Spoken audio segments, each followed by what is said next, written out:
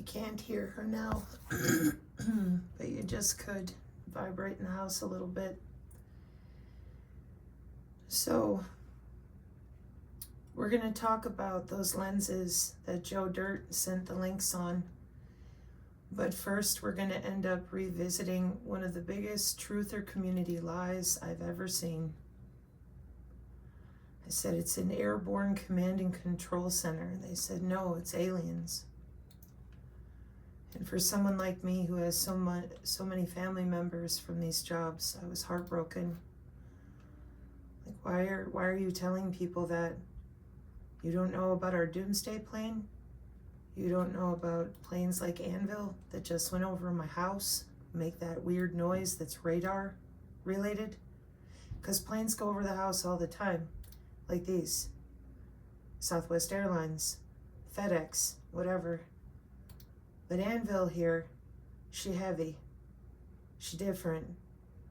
And it's usually because of the radar. It makes a completely different type of vibration, okay? You got friends out today? Of course you do. And what are they doing? Who knows? This is what they do. And where I live, they run up and down. Here, they're Raven Rock, and down here to Oak Ridge, and they're all over the place. And me, given I'm right here by continuity of government, we get a lot of this kind of stuff. And I literally just turned this on to show the Golden Dome data. So as I started, it went, and I'm like, oh, there she is.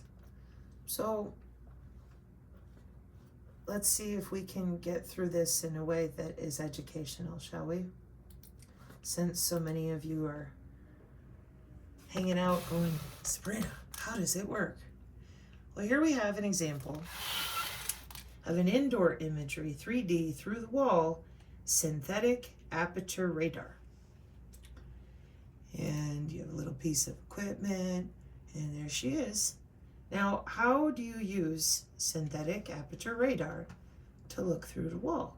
And there's a bunch more of equipment, and as you can see, it can be expensive, okay? Through the wall radar, oh yeah. So synthetic aperture radar is a radar imaging technique that uses moving antenna to create high-resolution images of the Earth's surface. A radar antenna moves in a straight line, either on an airplane or in space. The antenna transmits pulses and receives echoes as it sweeps the ground. The radar records the amount of energy reflected back after it interacts with the Earth. The resulting image resolution can be improved to a theoretical 1/2 of the antenna's diameter. Uses of synthetic aperture radar: environmental monitoring, studying Antarctic icebergs, mapping wetlands, tracking oil spills, earth resource mapping, mapping landscapes, mineral exploration, sea state ice hazards, humanitarian assistance and disaster relief, producing images in all weather and lighting conditions. And of course, your reconnaissance and targeting. Oh look, it's NASA. This is 7 days ago. Interesting. So, Earth data. Oh. Type of active data collection where an instrument sends out a pulse of energy and then records the energy reflecting back. Now, one of the keys about synthetic aperture radar that they've complained about in regards to why they needed Project Maven. What is Project Maven? That's your Pentagon program that uses AI to help them identify objects in images and videos. The goal is to improve the ability of weapons systems to detect targets and engage them. How it works. It uses machine learning. This is the part where I usually drag you all to that machine learning algorithm they use on human bodies. And then you'll tell me whatever you decide you want to believe. And then I have to return over and over again to the fact that electronic warfare and electromagnetic warfare is 60 years old, and they know what they're doing. And the machine learning is going to bounce signals off of satellites that will talk to drones and everything else.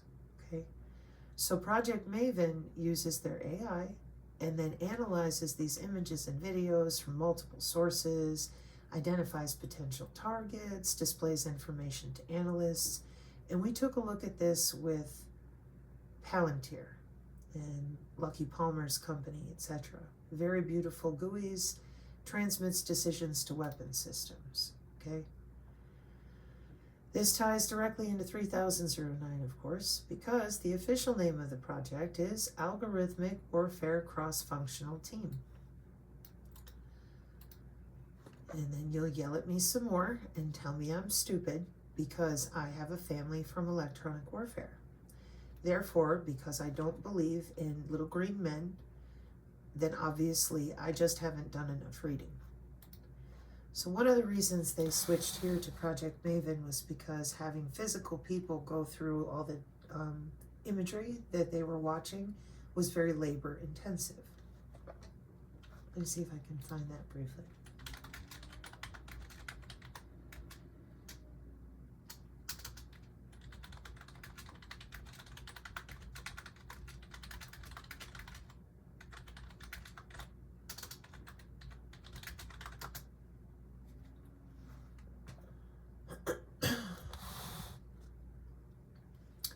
And as you recall, the Google employees objected to Project Maven because they believed the project would give the U.S. military lethal capabilities that went against Google's values to not be evil. They recently retracted that. Who did? Google. And there you are on September 3rd, 2024. The image processing AI, known as Maven, has grown into one of the military's hottest tools for intelligence and targeting, with plans to expand. And let's see, Project Maven, here, it might be in this one, from defense.gov, excuse me. Yeah, historical. So winning wars with computer algorithms and artificial intelligence were among the topics that Defense Department intelligence officials discussed during a recent Defense One Tech Summit here. Presenters included Marine Corps Chief of the Algorithmic Warfare Cross-Function Team in the Intelligence, Surveillance, and Reconnaissance Operations Directorate Warfighter Support in the Office of the Undersecretary of Defense for Intelligence. By the end of the calendar year, where are we again? 2017. At an official website of the United States government known as the DoD. Okay. So, by the end of 2017, the department will field advanced computer algorithms onto government platforms to extract objects from massive amounts of moving or still imagery. People and computers will work symbiotically in 2017 to increase the ability of weapons systems to detect objects. Eventually, we hope that one analyst will be able to do twice as much work, potentially 3 times as much as they're doing now. That's our goal. And I'm not sure what specific article I read out before, but that's been the problem, that you have physical humans watching these screens, but you can only do so much. So the AI was able to help them lighten the workload. A computer algorithm is a set of rules to be followed during problem-solving operations. A computer algorithm, Cooker described an algorithm as about 75 lines of our beloved Python code. Doesn't have to not bio in this example, but Python is very common. Placed inside a larger software hardware container. Your Kubernetes containerized networking. He said the immediate focus is 38 classes of objects that represents the kinds of things the department needs to detect. Project Maven, the effort to help a workforce increasingly overwhelmed by incoming data, including millions of hours of video, began in April when the Deputy Defense Secretary announced in a memo that he was establishing an algorithmic warfare cross-functional team overseen by the Undersecretary of Defense for Intelligence to work on something he called Project Maven. As numerous studies have made clear, the DoD must integrate artificial intelligence and machine learning more effectively across operations to maintain advantages over increasingly capable adversaries and competitors. in 2017. That's 8 years ago. Although we have taken tentative steps to explore the potential of AI, big data, and deep learning, I remain convinced that we need to do much more and move much faster across DoD to take advantage of recent and future advances in these critical areas. Project Maven focuses on computer vision, an aspect of machine learning and deep learning that autonomously extracts objects of interest from moving or still imagery. Biologically inspired neural networks are used in this process, and deep learning is defined as applying such neural networks to learning tasks.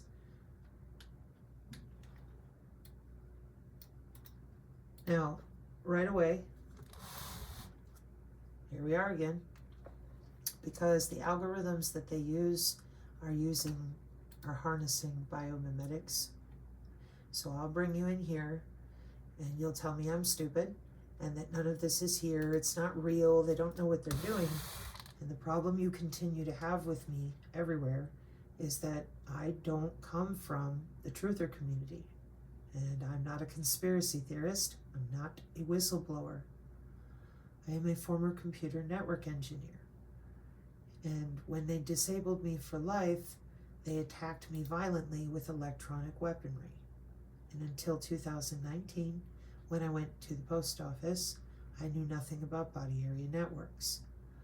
But in 2006, my great uncle, who was in Misawa, Japan, had left a bunch of notes with things like your azimuth computation and other schematics for Die Glocke, which is the bell, the German bell that had anti-gravity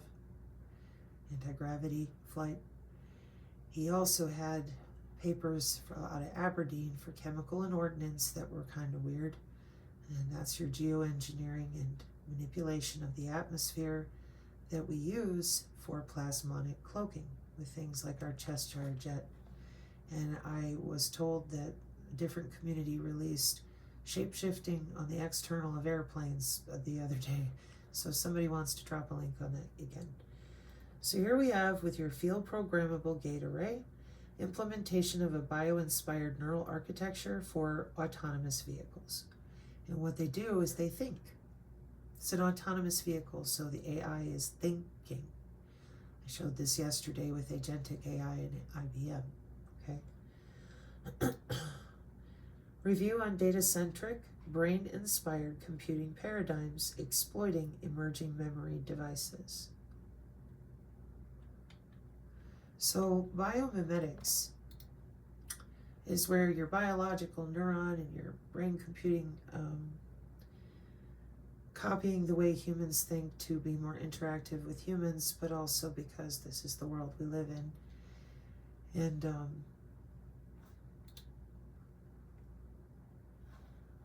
me just open this one for you.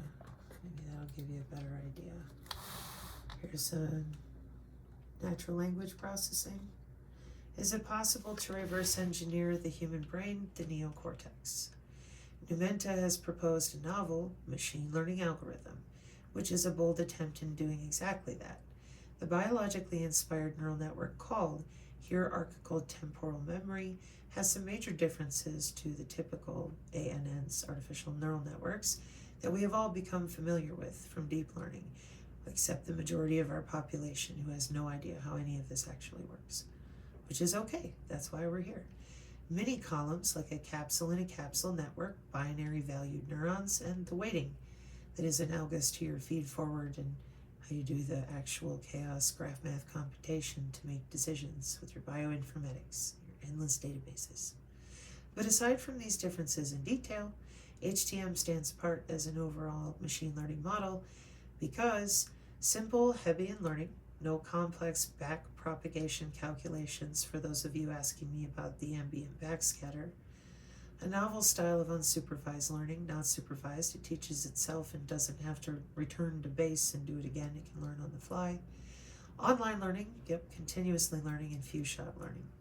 In this post, we shall attempt to demystify this powerful machine learning algorithm by relating its underlying components to analogous concepts in deep learning. In our next post, We will be using this biologically inspired neural network to learn and solve a few NLP tasks. Let there be N pyramidal cells, HTM neurons per mini-column, HTM capsule, and let there be M mini-columns per region, per layer. ANN neurons output continuous values, HTM are simply binary, encoding.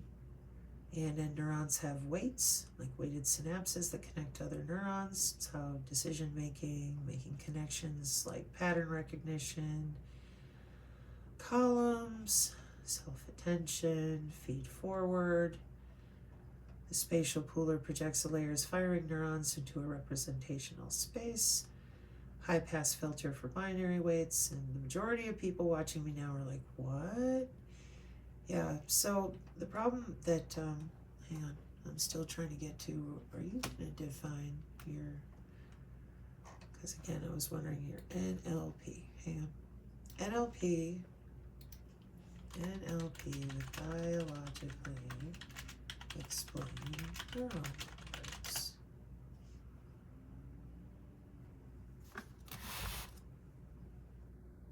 This is the other big truth or grift I had to tolerate for so long. You guys call it neuro-linguistic programming. I said, nope. Those are body area networks with the digital twin for 50 years using natural language processing techniques that use artificial neural networks that are designed to mimic the structure and function of the human brain. Welcome to your digital twins. Welcome to your agentic AI. And as usual, I remind you, you didn't tell people that, but this is big business. So when I show up and I'm like, hey, you have machine learning algorithms on bioelectromagnetics, which is the connectivity of how our natural bodies respond to electromagnetism, magnetism, and electrical current, galvanic coupling, capacitive coupling. You all said, no, you're crazy and stupid. Where are the aliens?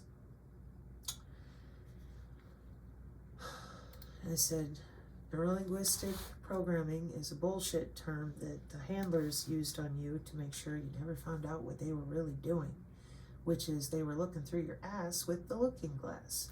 And you all screamed and yelled at me some more. Well, guess what? Business is business, folks. And that's actually what I'm known for more than anything, because it's getting to the point now where people have been so lied to, dumbed down, and had what we're doing in business hidden from them. They're really caught off guard, it seems.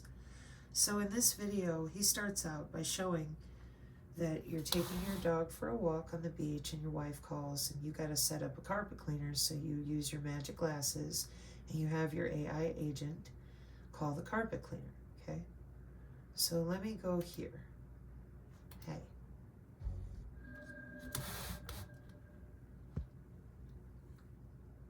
To understand why AI agents will change everything, we first need to ask what seems like a silly question, but what even is a computer?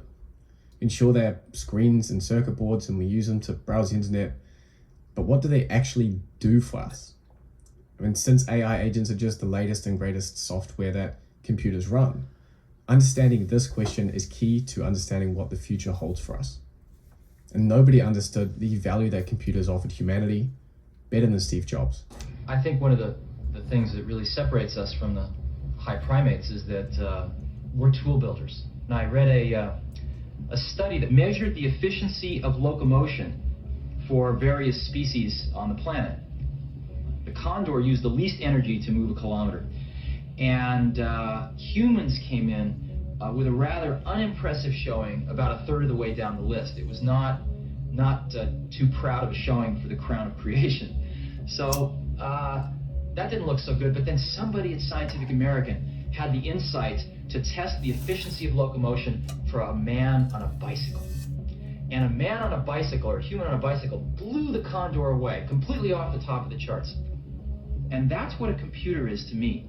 What a computer is to me is, it's the most remarkable tool that we've ever come up with. And it's the equivalent of a bicycle for our minds. And of course, Steve is exactly right. Just as bicycles multiply our physical power, computers multiply our mental power. They can handle the tedious work so that we can focus on what matters. Think about a small business owner before computers. They'd have to spend hours manually tracking inventory, writing invoices, calculating the taxes, and now computers handle all of that automatically while they get to focus on actually growing their business. And so the value of computers is that all of this freed up time can get poured back into things that actually move humanity forward. The ripple effect of this productivity gain is everywhere that computers touch. You have doctors who can treat more patients because computers handle all their paperwork for them. You have scientists who can analyze vast data sets to make breakthroughs even faster than before. Engineers can simulate designs instead of building costly prototypes, and writers can reach millions of readers without ever needing a publisher. And so this is what computers really are. They are tools that automate the tedious tasks so humans get to focus on what really matters. But the irony is that while computers automate countless tasks for us, we still have to manually operate the computer itself. So every time you need to do something on a computer, you first need to plan the steps. So you know, okay, how am I going to do this? I'm going to open the app, click the button, etc. Then you need to actually execute on those steps yourself. You need to click, type, swipe, drag. All of the steps you need to execute yourself manually. So while we've built these incredible automation machines, we're still operating and controlling them like some factory workers from the 1800s. And AI agents are about to change this forever. What we're about to witness is actually a continuation of a trend in computing that's been building for the past 70 years. All computers, from your smartphone to your laptop, are limited by one thing, and that's how fast we can tell them what to do. We can call this the input bandwidth of a computer, how much information we can feed into it through clicks, swipes, keystrokes, and gestures. Let's look at this trend throughout history. Starting off in the 1940s, the first computers used switches, and imagine you had to flip dozens of switches just to do some basic math on them. So you could manage maybe about 10 inputs per minute as your input bandwidth. In the 1960s, keyboards arrived. So you can now type commands directly into the computer, but you had to memorize them like some kind of secret language. And so the speed of input jumped up to maybe 40 per minute. And then in 1984, the Apple Macintosh brought us point and click and graphical user interfaces. And so with this keyboard and a mouse, we could finally hit, say, 200 inputs per minute. Then in 2007, the iPhone made computing portable. But despite having touchscreens, we're still stuck at around 200 inputs per minute. So for the past 15 minutes, we haven't gotten any faster at talking to our computers. We're still limited by our fingers. And even Elon Musk sees this as a painful limitation for humanity. The rate at which we can type words into a phone or a computer, it's very slow. Our input is much better because with the data rate from vision is many thousands of times, maybe a million times better than the rate at which we can output. Close your eyes and look somewhere else in the room aside from whatever device you're watching this on. Now open them and close them again. In that split second, your brain processed everything. Colors, shapes, distances, movement. Now if you tried describing what you just saw over a text, you'd be typing for minutes to capture what your brain has processed instantly. I'm in my living room, there's a great couch against the wall, there's a framed mountain picture above it, there's a wooden coffee table to the left. So we're essentially running a supercomputer, which is our brain, with dial-up internet connection to send the instructions from our brain into our devices. It's painfully slow. For example, let's say you wanted to buy those fluffy slippers that your ex-wife never let you wear. Firstly, in order to get your fluffy slippers, you need to plan every step to get there. So step one may be, okay, I need to head to the Amazon app. Then I'll need to search something in the search bar. Then I'll need to get Prime delivery. Then you'll need to check the reviews to get the best ones. Once you have your plan, you then need to execute on every single one of those actions. You need to unlock your phone, you need to find the Amazon app, you need to tap search, you need to type in pink fluffy slippers, one letter at a time. You need to tap on the filters, toggle Prime, sort by rating, and then hit the buy now button. And that's over 20 different actions just to buy a pair of slippers on your phone. And we do this hundreds of times daily. Say if you're booking dinner, there might be 15 or 20 more steps. Sending an email might be another 20 steps. Scheduling a meeting might be 25 or more. And it's all of this planning and doing inefficiency that AI agents seek to solve. Current computers are highly inefficient. Got it. But what if we could create the perfect computer? One that truly delivers on the promise of freeing human potential. The ultimate bicycle for the mind. It would need to, firstly, understand what you want, so you can instruct it like you were just talking to a person. And secondly, you'd want it to be able to figure out the steps to do the thing, so you don't have to do the planning anymore yourself. And then you'd want it to do everything for you. So no more clicking or typing or swiping.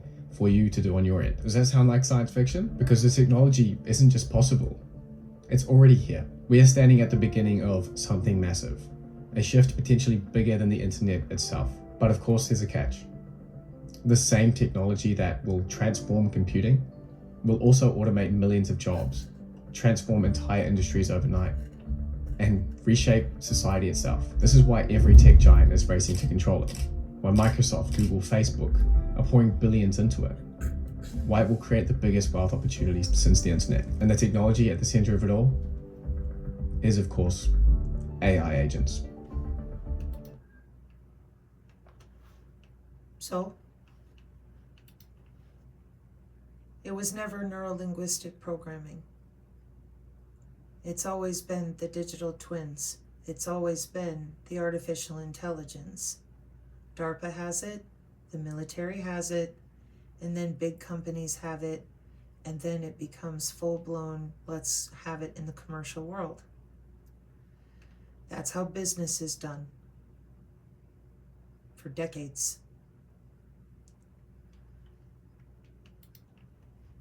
Your bioelectromagnetic machine learning algorithm connects to those digital twins, or the different databases that watch literally everything on the planet with the same sensor systems or sensors open systems architecture, which is comprised of things like modular open system approach.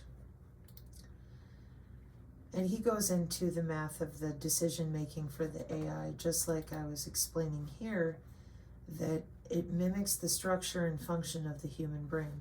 Yes. That's why I had this one. I was like, why did I pull that one again? Memristor-based intelligent human-like neural computing, October 2022. And this is the image I'm always taking you to, because the biological neural network and the artificial neural network are modeled the same way. And then you get a bunch of people that want to argue about computer models aren't real and it's just math and pie in the sky. No, this interacts with material physics, with sensing and actuating. That is what sensors do. Sensors are from the 70s with the Vietnam Quartz program and other programs they've been using for a long time. The modules, software-defined networking, network function virtualization, so that the machines can autonomously update themselves and have the appropriate layout of sensing they need for radar.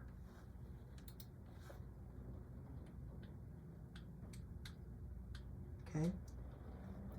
And as I've explained numerous times, your global information grid, which is now the DODIN, watches everything.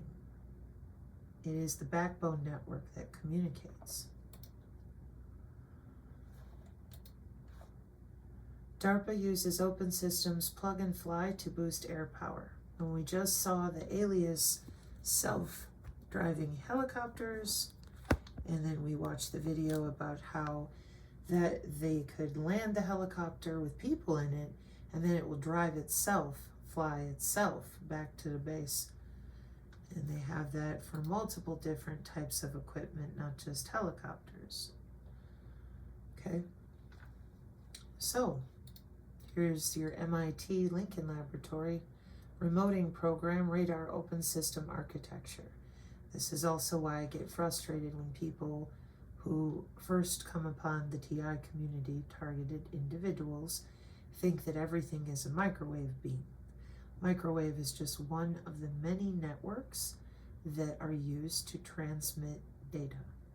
The digital signals are processed in multiple ways, as you can see by all these different boxes and then databases, in order to serve all 5 branches of the military. You have your police, your FBI eGuardian program, and then of course your signature reduction force. And MOSA, Modular Open System Approach, this is the one where I always talk about slap it on the ass end of an F-35 and you're good to go. The benefits of deploying a data-centric architecture. MOSA, Modular Open System Approach, is how that helicopter can land, being flown by physical human pilots, and then modular open system approach uses software to reconfigure the system of the helicopter so it flies itself back to the base. And with this data-centric architecture, do you see AUTOSAR right there? It's your synthetic aperture radar.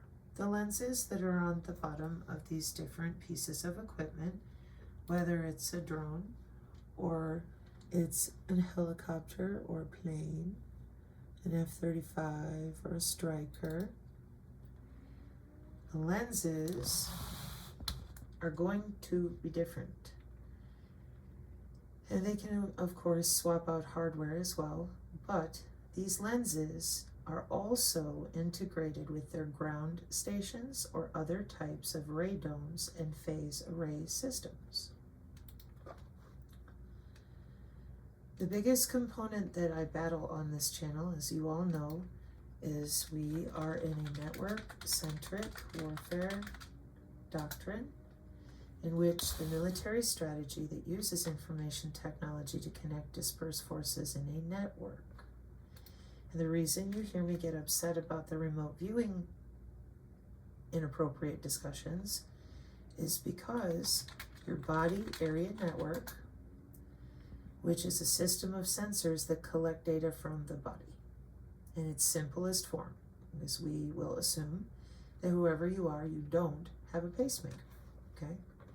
Your Fitbits and everything, all of it, communicate in that body area network, which started in 1995. The rapid growth in physiological sensors and that low power integrated circuit is where our field programmable gate array comes in. Excuse me a moment.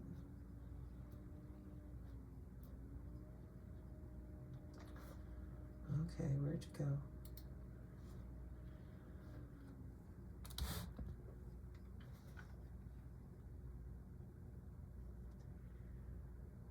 I need to make sure I mention that field programmable gate array so it's a little bit easier to understand. Hang on. What is a field programmable gate array? It's a type of integrated circuit that can be reprogrammed after manufacturing, allowing users to customize its functionality to suit different applications by configuring its internal logic blocks and interconnections, essentially creating a custom circuit on a chip as needed. And you can use air molecules for these integrated circuits to tell not only the smart dust, but the drones where to go, and the air molecules in your home with things like HVAC. Then we can use intelligent reflective surfaces to gather more information about the environment. Now, obviously, with actual hardware, right, see the chipsets, are off-the-shelf integrated circuits that can be programmed by the user to capture the logic. But again, we don't need a piece of hardware on your wall to read your wireless. Free space optical uses air as the transmission medium. What is free space optical? A technology that uses lasers to transmit data over the air. You'll notice here in the Wikipedia, you see that image, which most people are used to seeing in our big cities these days. They're taking video. They're sending pulses. And they're communicating with the Internet of Space Things, which is free space optical. In the air, as the transmission medium, as you can see in this image, is communicating these visible light communication networks. That's a derivative of free space optical. Anywhere, anyhow, with integrated circuits that can communicate back and forth with optical terminals, airborne payload, beacons, different networks, high altitude platforms. See, it says aerostat with 5G signals, airborne free space optical communications for fronthaul backhaul with the 5G and beyond, So there's your free space optical beam coming from the aerostat. Here's all you with your cell phone, remote areas. These are networks. And you all know what your Wi-Fi is because you use it with your phone. But what you didn't know is that your body itself is tethered to the same cloud systems that the military uses for intelligence, surveillance, and reconnaissance for a very long time. Field programmable gate arrays and integrated circuits are how your smart dust communicates as well. Your smart dust will be using things like wireless sensor networks. Wireless sensor networks are air molecules on crack, I call them, but they are little networks in your wireless, so little Wi-Fi clouds that communicate with that free space optical, the visible light communication. The history of it dating back to the 80s when DARPA carried out the Distributed Sensor Network program for the military, and then your sensors became very commercial in 2002 to 2004. The sensor networks communicate with satellite constellations.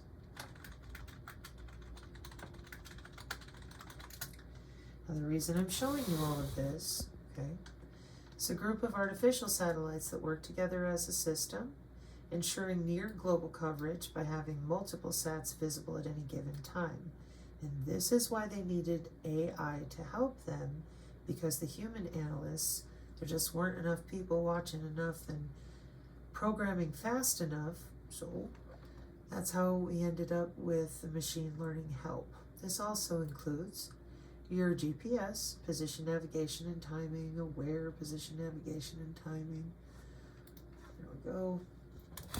Including the other countries, GLONASS, Baidu, Galileo, QZSS, IRNSS, okay?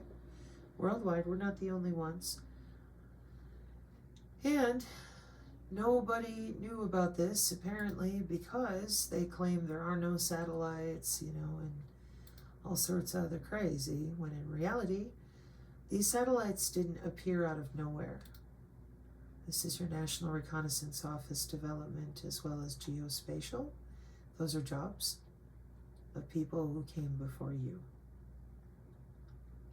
And as you can see, GPS Evolution Space Segment, 1978 to 1985, Rockwell, 1989 to 1997, Boeing, 97 to 2000, Fur, Lockheed, 2005 to 2009, Lockheed, 2010 to present, Boeing, and 2014 to 2020 for Lockheed. So, your neurolinguistic programming is actually natural language processing, because when we talk about non-cooperative human activity recognition radar, and I'm always showing you the images where the feature values are extracted. See that right there where it says DNN? It's the same symbol that we're looking at when we are extracting data. Where'd you go? No, not you. Here we are.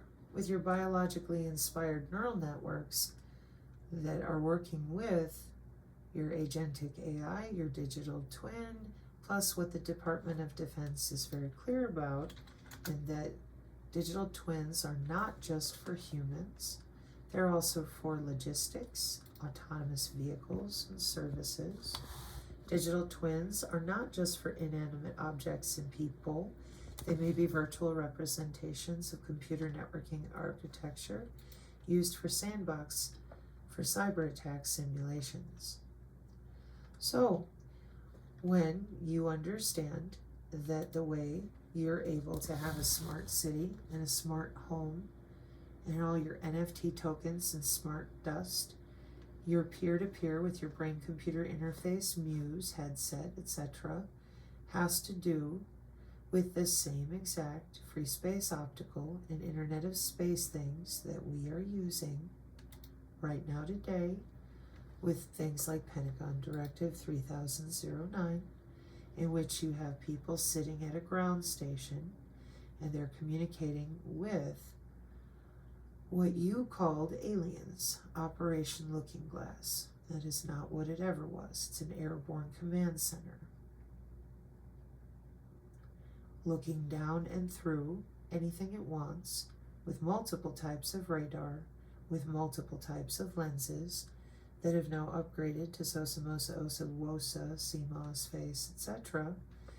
And these are your Internet of Space things, so that they can watch all the particulate in the atmosphere and beam steer anything they need to away from certain environments, thus your geoengineering, weather control. And they also can watch every single signal coming from anywhere of plants, animals, smart agriculture, your body, etc. And throughout the signals of these systems of networks, they can then deduce other types of data that they put into databases for only certain components of either the military or companies or whatever the use structure is. Okay? You've heard me talk about delay tolerant networking before. So now back to our biologically inspired neural networks in 2017, where they wanted to make sure that people from places like, is it Imint? There's no black box that delivers the AI system the government needs, at least not now. Key elements have to be put together, and the only way to do that is commercial partners alongside us, and introducing Palmer Luckey and other people. You don't buy AI like you buy ammunition. And then we had the AI arms race. Big 5 internet companies are pursuing this heavily. Many of you will have noted Eric Schmidt is calling Google an AI company now, and then they're discussing how they're going to upgrade in 2017 at the DoD so that they can relieve some of the warfighters from having to watch all these different screens all the time to analyze the data for intelligence, surveillance, and reconnaissance. The algorithmic warfare cross-functional team, okay?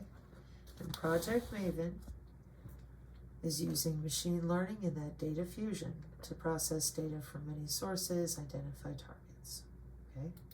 So what is a radome? For most people, you're thinking, ooh, I know what that is. That's the Epcot Center. No. A radome, I call them golf balls. It's a weatherproof enclosure that protects radar antennas and other electronic equipment, and radomes are made of materials that are transparent to radio waves. And this gets us into our Lüneburg lenses, which is what Joe Dirt asked about. First, I want to show you a picture by an airman from Lackland Air Force Base of Misawa. This was Misawa, Japan's elephant cage. This big, huge structure back here with all these little radomes, kind of like Menwith Hill, and before it was torn down. In your Lüneburg lens, you will notice using virtual space and physical space so that it can communicate more effectively with the AI, in my opinion. Hang on.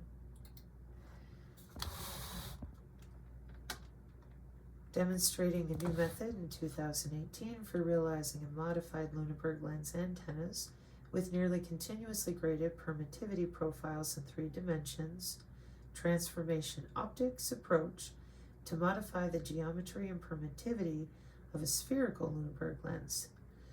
So, first question, what is a Lüneburg lens? A spherically symmetric gradient index lens with varying refractive index that focuses electromagnetic radiation from any direction onto a single point, effectively acting as a highly efficient radar reflector. So it's synthetic aperture radar. It's a radar imaging technique that uses a moving antenna. And as I mentioned, all these little lenses, as you can see from the way they're inside of that little shell architecture, do you see how many of them there are? See, like this one here is electro-optical infrared, with superior long-range detection and tracking. See them all here? And the big one, okay. So predator drones, if you don't know what those are, that would be an example, right? So your synthetic aperture radar watching from anywhere, anyhow, with movable lenses. And now with the updates with the Lunenburg lenses, they can see even more. Hang on. Given that the refractive index is focusing only the electromagnetic beam-steered phase array style radiation to that single point of what's called a region of interest for targeting systems. Okay.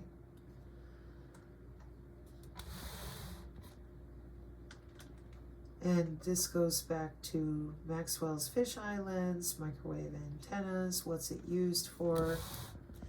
This kind of lens is usually employed for microwave frequencies, especially to construct efficient microwave antennas and radar calibration standards. Cylindrical analogs of the Lunenburg lens are also used for collimating light from laser diodes.